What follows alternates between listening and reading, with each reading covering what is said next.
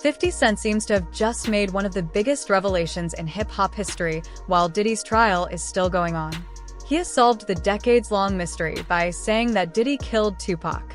The most interesting thing is that Diddy always denied being involved in Tupac's death, even though he hated him so much. That doesn't seem to be the case right now. We saw Suge in the back of the House of Blues. Tupac was alive at the time. Tupac was in a white drop-top Rolls Royce. Suge was in a red one. We rose up to Pac. Puff tried to speak to Pac. He like, yo, what up, Pac? Pac looked at him and turned his head. Didn't say nothing to him, got right back on his phone. Riz said, yo, F him, speak to Suge. Suge is the boss. Puff said something, she said, yo, what up, Suge? He said, what's up? He said, yo, you think we got any problems out here? Suge said, I don't know no problems that y'all have. You think we good out here? He said, you should be. Suge just, I don't know any problems you got, bruh. And Pac was alive then. Tupac hit us with Hit 'Em Up, and that joint was cold. I had to make the call to Biggie, and I said, we not gonna respond. Somebody's gonna get hurt. Puffy trying to see me weak, hearts I rip. Biggie Smalls and Junior Mafia, some more. New court documents show that TPD Davis accused Sean Diddy Combs of paying $1 million for the of rap icon Tupac Shakur. R.I.P. rest in peace, Big.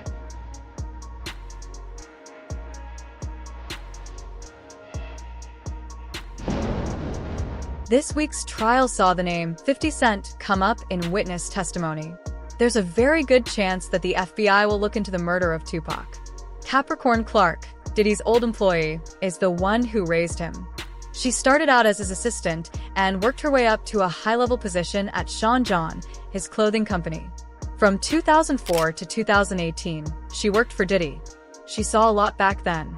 Clark even told the court that Diddy had kidnapped her in 2011 and threatened her before. But then she told a story that really caught people's attention. 50 Cent shows up.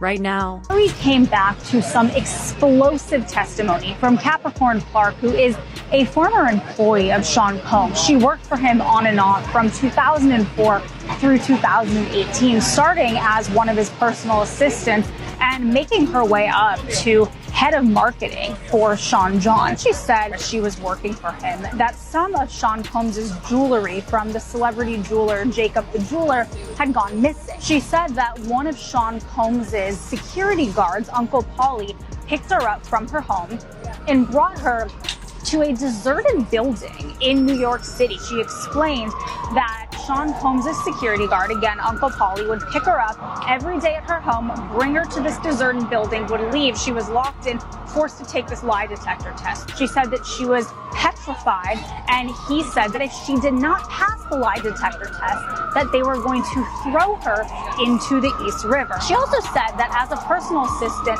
she was paid $65,000, and she said that she was sleeping 2 to 4 hours a night, that she was working around the clock, and that she spoke to HR. She said that the HR representative told Sean Combs in front of her, Capricorn Clark is due $80,000 for her overtime over the course of 3 months. She said that Sean Combs ripped up the paperwork from HR and that she was never paid. You guys may remember from last week that the rapper Kid Cudi testified that Sean Combs showed up to his home and wanted to talk to him because he was dating Cassie at the time. Kid Cudi also said that his car was blown up, which he believed to be from Sean Combs.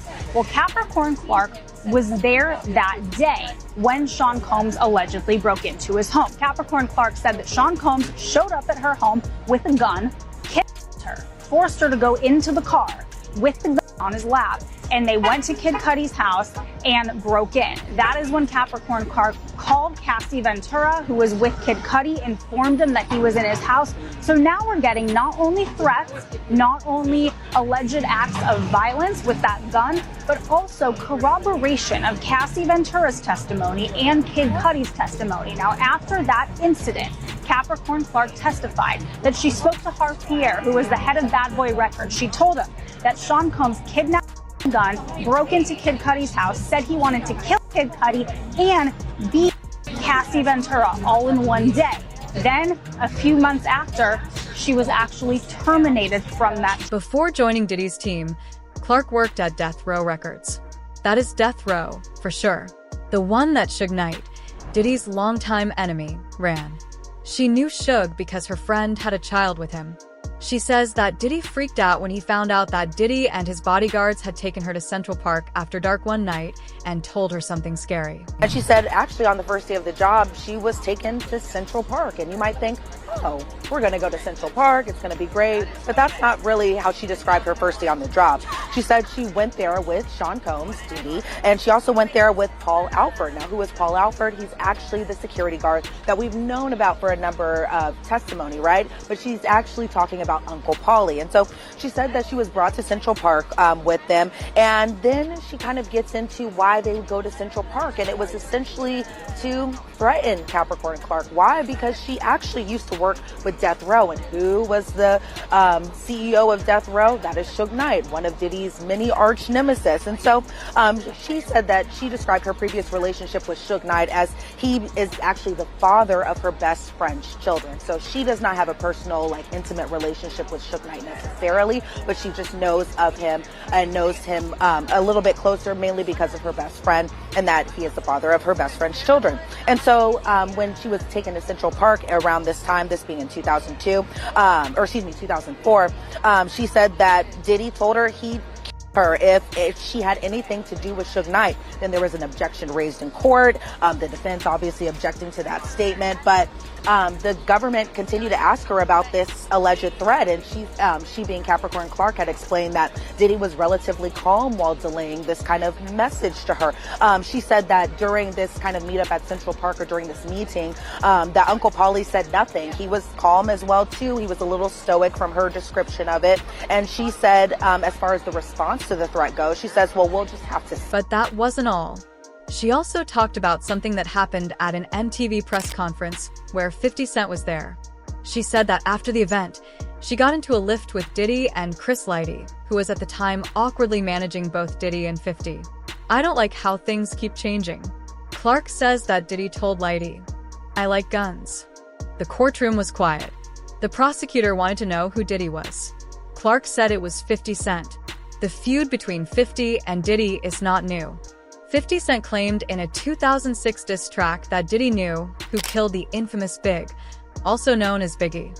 The forceful lyrics essentially implied that Diddy was sensitive and might be concealing the truth. No one has ever been arrested for Biggie's 1997 shooting. The East Coast versus West Coast rap feud peaked at the same time when Tupac was also kicked. In fact, Gone Deal told us that the conflict began over women rather than music. Speaking of the interview that Puffy did with Drink Champs, right? If I'm not mistaken, man, I haven't seen that interview in years, but I remember him making a comment saying that when Suge Knight got on stage and he made the comments about people dancing in the videos, he was actually talking about Jermaine Dupri, not him. Is that true? Suge Knight ain't tell Puff no shit like that, and Puff ain't believe no shit like that, because right after Suge Knight made that statement, what did Puff do?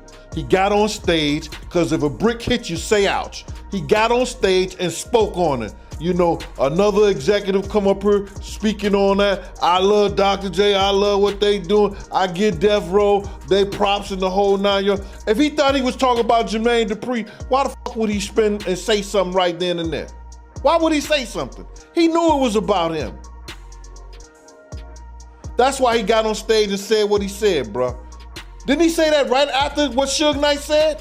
He got at the Source Awards and said what he said with Faith up there. Yeah, you're right, man. That's a good point, man. After Suge Knight did say what he said on stage, Puffy, he did get on stage and he did address it, So it was all bullshit. Oh, see, everything get changed years later. Everybody wanna write their exit or write their entrance the way they want to write it and not tell the truth. Tell the truth so these young kids can understand, so these young kids can not make the same mistakes that you made. But they're not going to do that because everybody want to be bigger than what they are. So you have some people that say that Tupac, he was the one behind the beef between Death Row and Bad Boy. And you got some people that say that, you know, the beef between Death Row and Bad Boy started when Big J got killed. But from your point of view, when did the tension and beef start between Death Row and Bad Boy? All the tension started between Puff and Suge Knight. You understand? All the tension came from Puff and Suge Knight. Suge wanted Puff to have Big and them do a show. Puff wanted to get paid for Big doing the show. But Suge did a whole lot of shit, free shit for Puff at one time. Because when Puff used to come out to California, before he could afford security, before he could afford it, Suge used to look out for the cat. You understand what I'm saying? So now it became they bullshit. Then when Suge bought Misa out there, you understand? When Suge bought Misa out there and talk about what the East Coast won't take care of, the West Coast will, then Jake, you know, Jake being by Jason, you understand? And they making that bull up like Bad Boy has something to do with it. All that was over. Even today, 50 Cent continues to make fun of Diddy.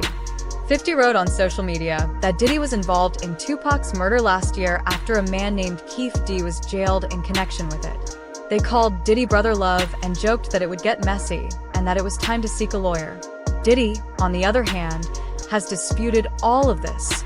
He claimed in a 2018 interview that he has no grudges against 50 and even made a joke about how much he loves him. However, it's obvious that 50 Cent doesn't think so. 50 is always on Instagram making fun of Did. 50 is always on Instagram making fun of Diddy whenever something goes wrong. Did Diddy do it? 50 wrote, "Now it's not," after Diddy's residence was searched earlier this year. Diddy is done. In the same post, he even promoted his clothesline. 50 went into full troll mode after hearing his name mentioned in court this week. Wait a minute. Puffy's Got a Gun was the caption he wrote alongside a phony photo of himself that appeared serious. "I don't feel secure." He then posted another phony photo of himself in a terrified pose, stating, "It's Biddy. Diddy wants me dead. I'm going to keep quiet. Perhaps tonight at the playoff game." He wasn't joking either. The following night, he did attend the Knicks game while sporting a shirt that read "Free Diddy," the classic 50. For years, he has been making fun of Diddy. 50 is also stepping up now that Diddy is on trial for threats and other major offenses. Speaking of, in particular, Netflix docuseries that you've been working on, Diddy Do It. Right. You've been saying for years that you feel you knew Diddy's character. Right. Yet you said you weren't a part of that lifestyle, you weren't going to the parties. So what makes you so absolutely sure that these kinds of allegations that we've seen against him are true? Well, I'm surprised by the allegations, as surprised as everyone else is. Like, I didn't make the allegations, I didn't tell people to say these things.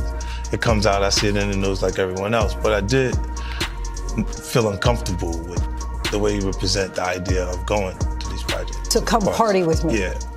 And then that swayed me away from it, just that alone.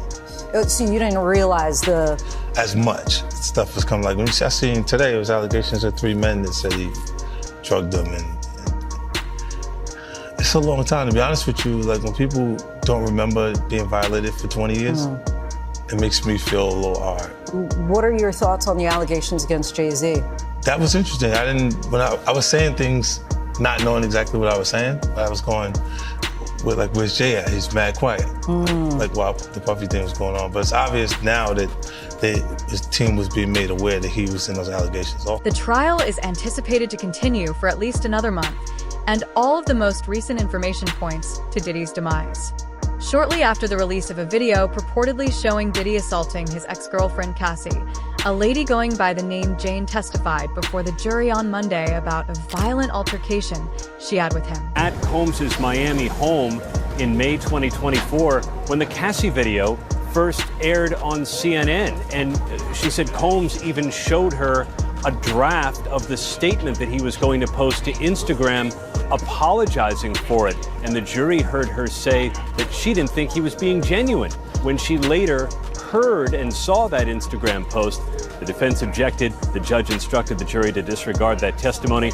The other interesting thing, Eva, that Jane said on the witness stand is that Sean Combs is still not only just paying her rent, but also paying her legal bills. And his defense attorneys were the ones to whom she first disclosed that Sean Combs got violent with her in June 2024. Okay, Cassie Ventura Combs' ex was not in court today, but her civil suit against Diddy came up today. Why was that? Jane said she nearly fainted, and she said, in fact, maybe I did faint because it was like reading her own story, as she put it, her own sexual trauma. And she said she confronted Sean Combs about it, and he told her that that was the only time in his relationship with Cassie Ventura when there had been. Jane claimed that she and Diddy got into a physical altercation at her home in Los Angeles, which she claimed he paid for around a month after that tape was released to the public. After drinking, they got into a fight. Jane claimed that on a family vacation in Utah, she confronted Diddy about seeing another woman.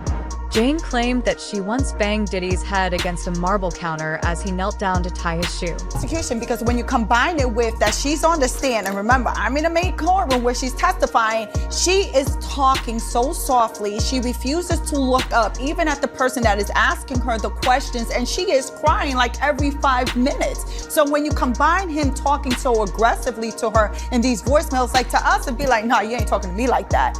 But to a person that the jury is seeing, it's like, oh wow. Yeah, but they also heard that she started physical fights, smashed his head into a marble counter, punched him, threw wax and hot oil at him. But they heard that as well, so she's capable of that as well. And here's a guy saying, you saw me on social media with another woman. Let's not get crazy about this. I'm single. I can do what I want, but I'm telling you the truth.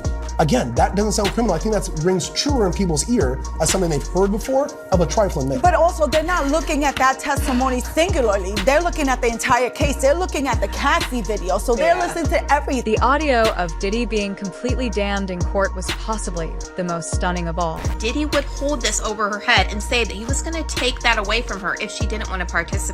During Jane's testimony today, they brought up that Diddy left a voicemail on Jane's phone, and he referred to these freak-offs in her eyes as a job. Now, they have released the voicemail that Diddy left her to the public.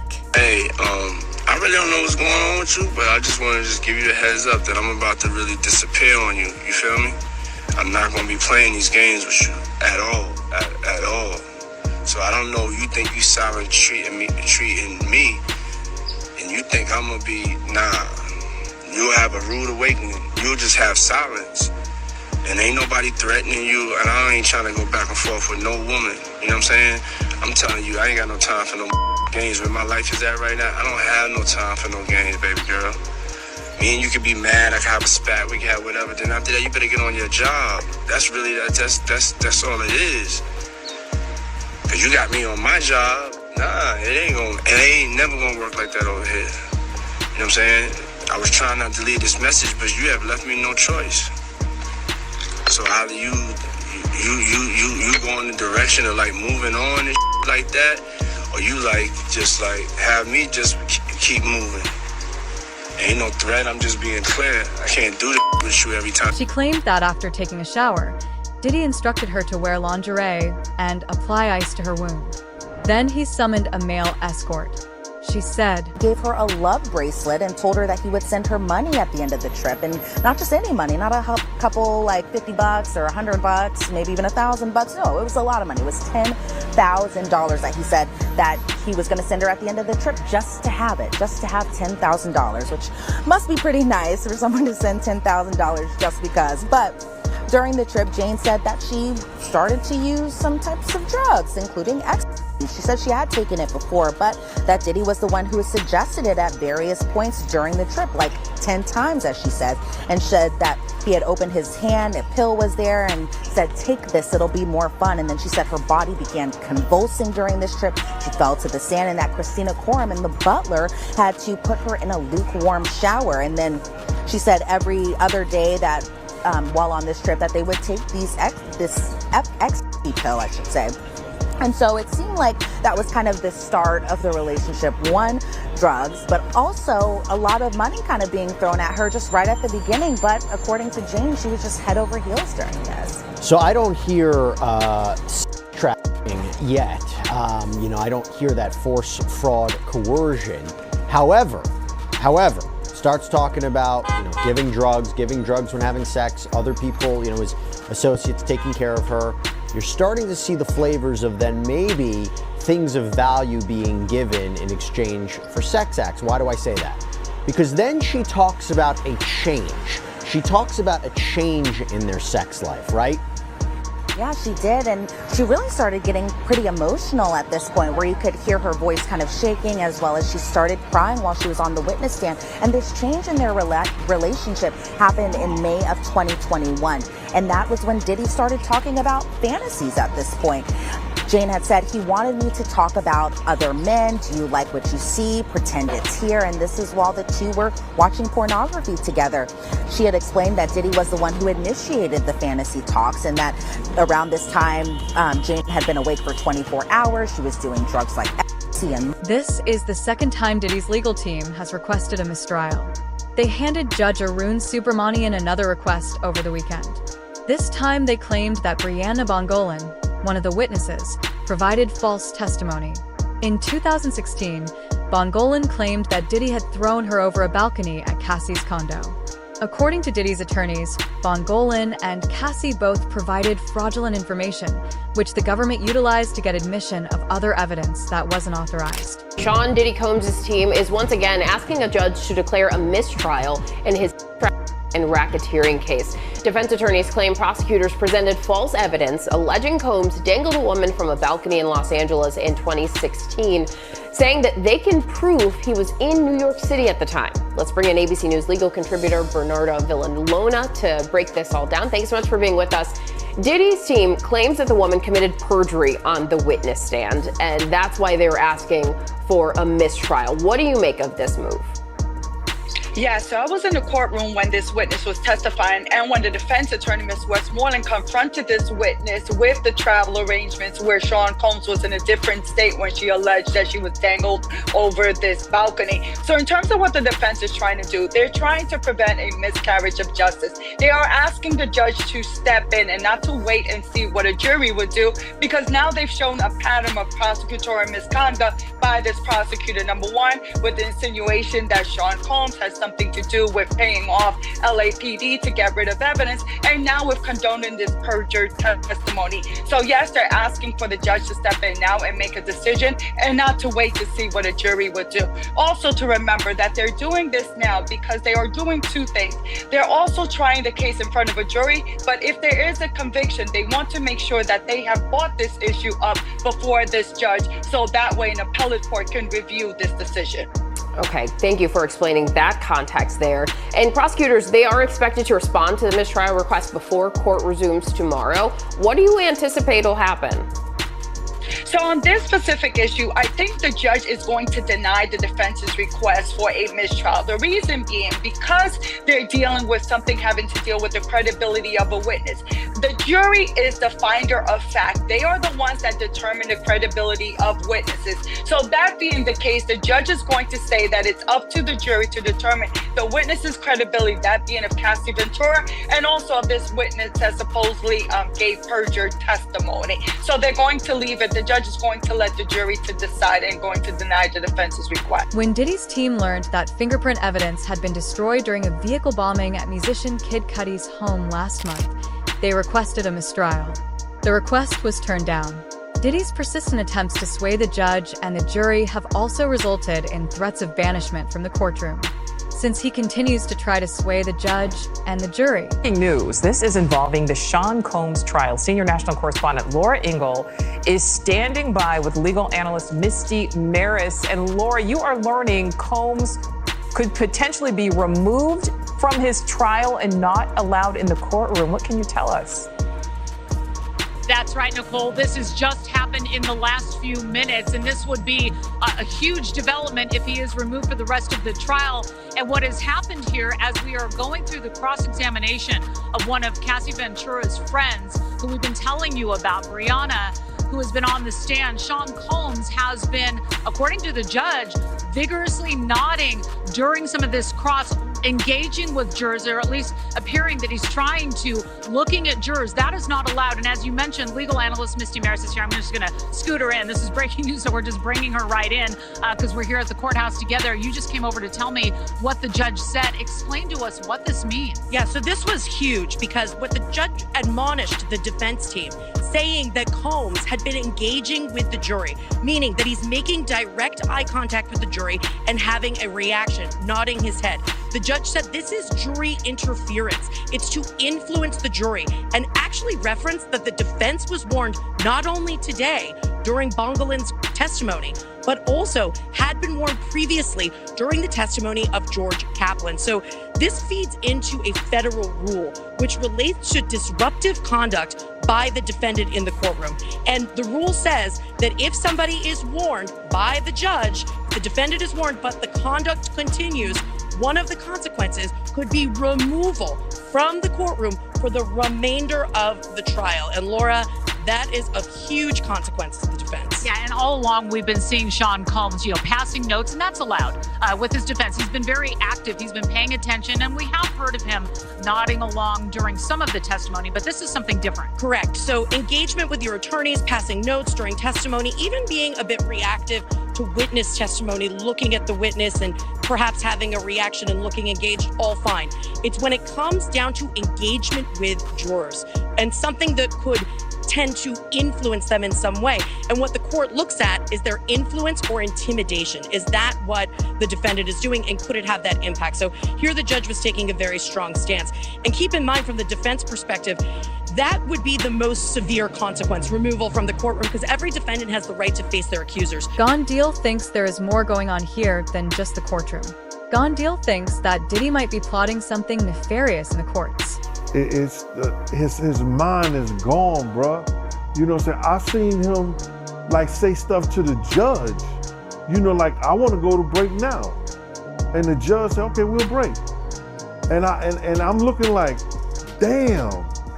So this time, but the judge, he took that upon himself, but he didn't take it lightly when he went at the jury.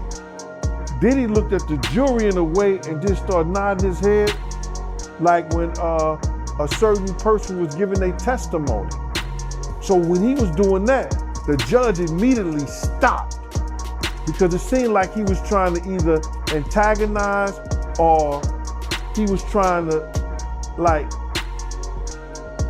throw some kind of sign or say something to the jury that the judge wasn't even going for, bruh. The judge stopped him right there.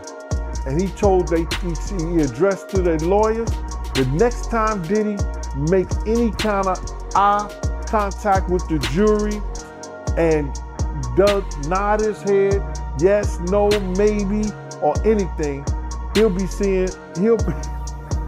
hearing about the trial from his jail cell, because he will not be allowed back in court. The judge said next time. So he probably let Diddy get away with it to see how far he was going to do it. But then he said, nah, we're not having this. Because you got to realize the jury is not sequestered. They go home every day. And he's known for tampering with witnesses. If you go through the trial right today, you see how he was trying to tamper with some of the people by having security, D-Rock, and other people talk to them. They are saying that in their testimony. So the judge is very aware of the fact, by hearing the testimony of some of the witnesses, that he was trying to tamper with the investigation. So now, they also know the history with his other cases that were state. And I was there, and I know for a fact they was about to pay off a girl that was on the witness stand on that Shine thing. So my whole thing about it is that they are aware that he's capable of trying to get to people in the witness, whether it's a witness or whether it's a juror. And that there is more going on here than first appears. Do you believe Diddy will be able to withstand these current legal scandals, these recent courtroom bombshells? Tell us in the comments section below.